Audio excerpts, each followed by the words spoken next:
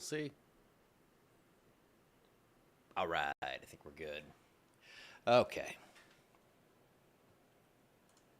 Craziness. I wasn't, and just so you know, I have other ways I can log in very quickly. I didn't. If you saw me pop up briefly, the reason I didn't was because this is an update just to kind of be like, well, this isn't that bad. So let me. There I am. Wait, nope, that's old. Um, I'll make sure I'm good to go here and seeing myself on Facebook before I start rambling. Here we go. 62 of you already. You guys are quick. Okay, so thank you. Thank you. Uh, uh, so here we have a tornado watch that was just expanded. Um, and that includes now Grant, LaSalle, and Rapides. Those are the ones that were added to this.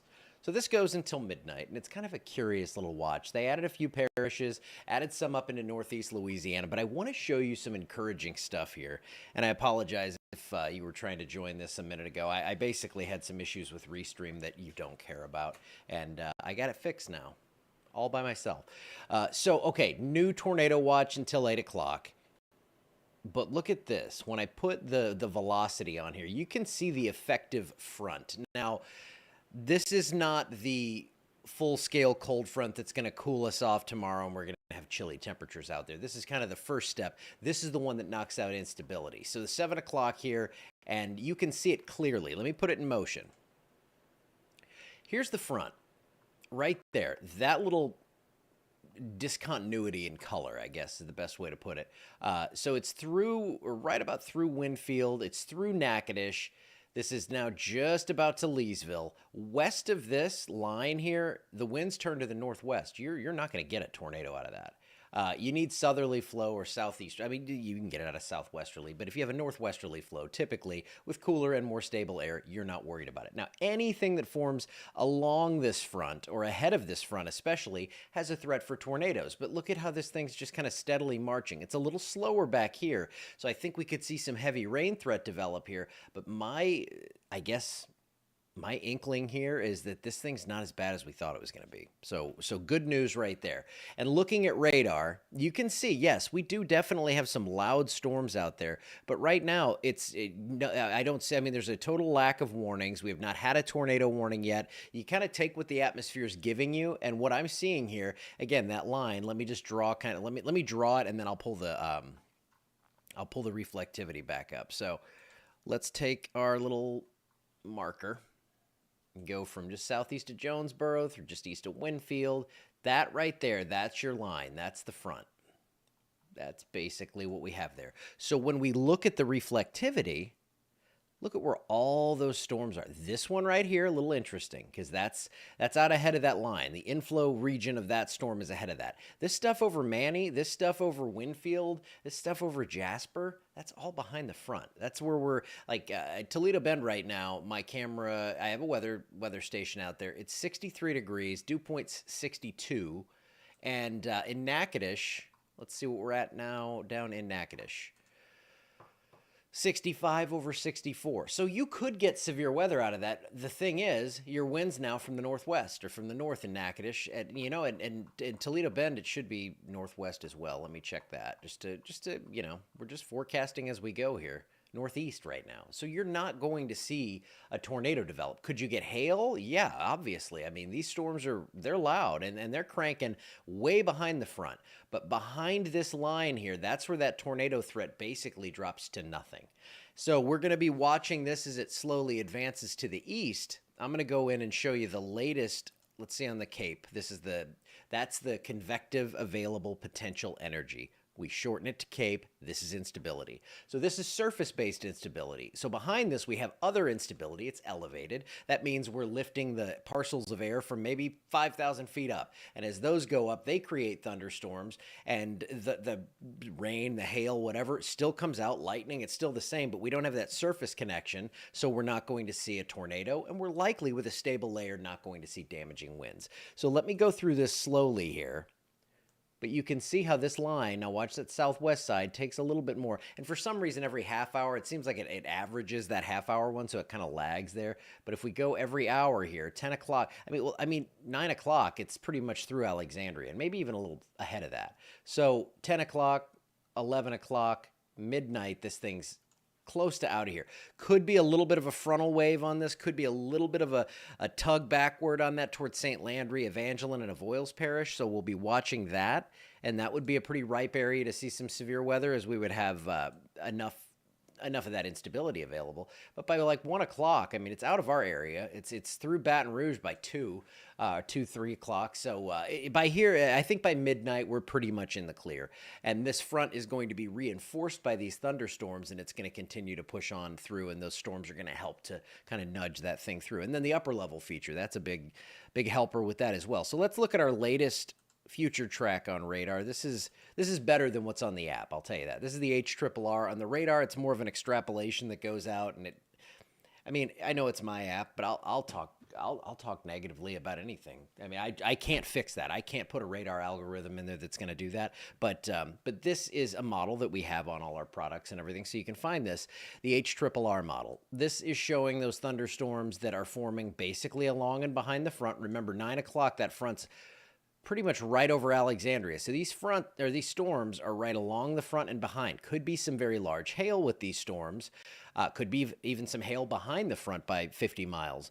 But you can see how these storms, like that time frame down here, when I was talking about maybe some, I think I was actually saying more like 11 or 12. So in that time frame, there's not a lot going on down here. So this stuff's post-frontal. That's mostly post-frontal. And then as we kind of zip through it, it's just all, I mean, we'll get some rain. I mean, even into tomorrow, we could see a few showers, rumbles of thunder in the morning. But the way I'm seeing it now, yes, they expanded the tornado watch to include a few more parishes. There's our line. I can take that off. But let's put it in motion over the last hour. We'll see who's beefing up on the lightning. I see they went with a special weather statement out here in Western Vernon Parish, probably for some small hail and possibly some gusty winds out of that. But again, I think the winds will be gusty, 30 or 40. It's not going to be snapping trees. So we may skate through this one and be pretty darn happy with ourselves.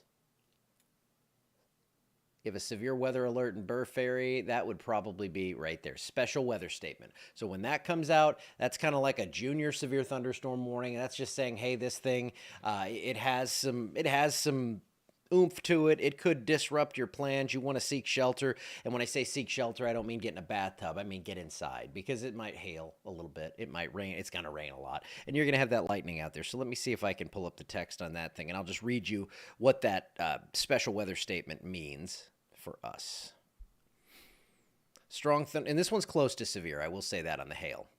A strong thunderstorm will impact western Vernon and Vernon Parish in west central Louisiana and northeastern Newton County through 7:30 p.m. Doppler radar tracking strong thunderstorm near Burr Ferry or 8 miles southeast of Toledo Bend Dam, moving northeast at 75 miles per hour. Wind gusts up to 40 and nickel-sized hail. So nickel-sized hail, 0.88 inches. The severe hail would be 1 inch, so we are just below that threshold of a warning on this storm. Let me take the lightning off, take a look at what the process is going on inside of this storm right now. We will do my favorite thing lately, which is when we have this kind of stuff, we go and take a vertical slice. Let's do it. Go through this thing, take a look in the vertical and see what we have. Remember the other day when we were talking about like giant hail, like baseball size? We had big black core hanging up around 20,000 feet. We do not have that today. Let me go through this. And there's definitely a little hail core in it, but this is more like penny to nickel sized hail. We're in the smaller coins here, so dime size, you know. I don't think we quite get to quarter with this, but I'm just kind of running through it so I can get a full cross section. But yeah, there's a little right there. You can see we have a little black core about 10,000 feet. That is right around the freezing or melting level, and then it went away. So let's see if it's what we have now. That might have just fallen out of the whole thing, yeah. So we don't even have that anymore. So let's go back and look at the two-dimensional version of this. Take a look at the storm. Take a look at wind velocities, again, on the backside. Now, sometimes, remember, a supercell thunderstorm is not two-dimensional. It goes from the ground up to 50,000 feet. And you could have rotation in an elevated supercell. Now, that rotation's not going to create a tornado, but that rotation in the supercell, that's part of what a supercell does. It has its kind of its own environment, and that's pulling in instability aloft. So it's all happening up there. It's just not able to go through the stable layer here near the ground level, where we have several thousand feet of that stable layer. So I don't see any sort of rotation with this thing. I see tons of lightning. Let's go with the counter here, 966. Let's see the big view. So 2,000 strikes of lightning, 2,400 strikes in the last 15 minutes. That is a lot of lightning. These are going to be loud storms, but I don't think, as long as they're behind that front, they're not going to be as bad. Now, let's look at what we have developing out ahead of this, or let's see where we're at here. So velocity, again, I like having that. It's easier just to have this here. So we're going to make a little rough line. There's your front. Go back to reflectivity. This storm, again, it's on the edge. That front's going to outrun it. It's going to undercut it. And we're going to eventually see this one become just an elevated storm. These out here, that's what we want to watch, because these could be surface-based. These are going to tap into that surface-based instability. Right now, nothing doing on those. Let's see if we even have lightning. Yeah, we have a couple of strikes of lightning out of those. So I'll be watching those, but this stuff back here, yeah, I know hail's a big deal, but tornadoes, that is a really big deal. And from what I'm seeing right now, we're not seeing those hail cores developing to a damaging place. We're not seeing them like the other day where it was 2 and 3 inch diameter hail. We can show you that on the storm tracks here. Whoops, let's get this out of here. I'll show you a storm track. Let's see what they're saying. Yeah, 90% chance of hail making it to the ground, 50.5, so half-inch hail diameter there. So Anacoco and Hornbeck, maybe some small hail. Get in on this one, could be a little different. This is saying that hail is making it to the ground, possibly aloft. We're seeing 1-inch diameter hail, so that making it to the ground is going to be a little smaller than that, because at the lowest 10,000 feet, we're still melting this. So I'm slightly encouraged. I'm more than slightly encouraged. I just don't want you to. Here's the thing. I don't want to hype it. I don't want to have you tune out for the night and be like, we're done. But if you're behind that front, if you're behind that line, you're done with a tornado threat. So west, like Winfield, Natchitoches, west of this storm into Sabine Parish. I think Sabine Parish will probably get dropped from that tornado watch soon. Some of these counties out in Texas will. And then this is all going to push overhead. And it's going to be loud. It's going to rain a lot. It's going to be kind of gusty and nasty out there, but that's about it. So let me look through, see some questions here. Natchitoches, you're looking good now. It's going to storm a lot, but I think you're looking pretty good. Anywhere ahead of that line, again, if you're at Heinston, you're ahead of that line. Gina, you're ahead of that line. Of Avoyelles Parish, you're not in the watch, but you're ahead of that. But yeah, it's loud out there. I'm telling you. These are very loud storms, and that's the thing. This is why sometimes you'll see people, they'll come in the comments, they don't know what we do here, and they'll be like, yeah, you're just hyping this and everything. I'm like, you don't understand. My main thing is having people prepared, but I also want to clear it out and say, you're good. It's gone. You go to bed. You don't have to watch me anymore. But so yeah, I'm very anti-hype. I can tell you that. I love taking the anxiety away from some of you. Now, I know some of you are still under this, but I'll tell you this. After this thing clears through by about midnight, we are going to see everything shut down, and we are going to see colder air come in. We get another hit of that. This is our Easter snap because Easter's so late, but it's going to be very nice. My in-laws, I was with them this weekend, and I was like, this would be a good week to be a farmer. I would love to be outside when it's 72 and sunny.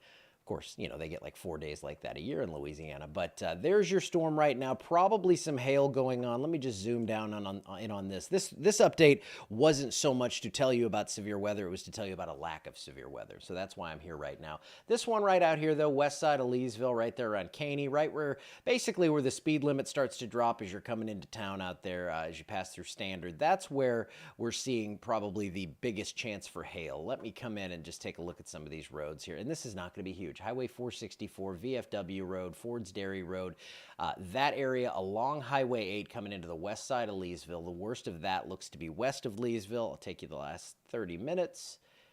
And it's popped up a little bit, so it's going to cross up here over 171, probably somewhere just south of Anacoco between there and Leesville. No warning yet, but if there is a warning, I think it'll be a severe thunderstorm warning, not a tornado warning. And it would be for hail, most likely. All right, so I'm going to get out of here. I'm sitting here. I'm ready to roll. I'll probably actually this chair can after like hours and hours starts to not feel so comfy. So I'm gonna probably go sit on the couch for a little bit. You know, if I'm moving to that station, I'm not as concerned. But I'm watching these cells out here. You know that, and I'll be watching everything, and I'll be ready to hop on. I won't go to sleep until these storms go away. Doesn't mean it won't be thundering when I go to sleep, but the severe threat will go away. All right, I'll see you back here at some point. Hopefully not too much though for the rest of the evening. Thanks for checking us out. No matter the weather, Alexandria Emergency Hospital is always